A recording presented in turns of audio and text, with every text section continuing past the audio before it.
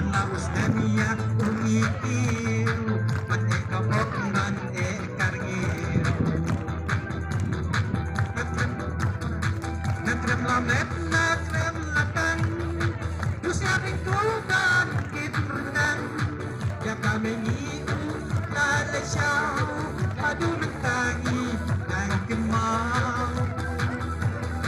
Natrem lamet natrem latang Dusyaring tugan kitrunan Padulog tangi ay kimau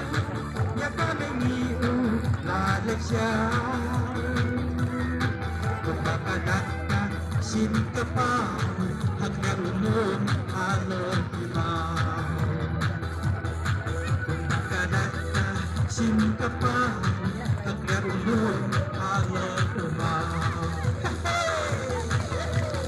Oh, yasap, oh, giniyarwa Nakisog ng laban man, kisog tumra Yasap,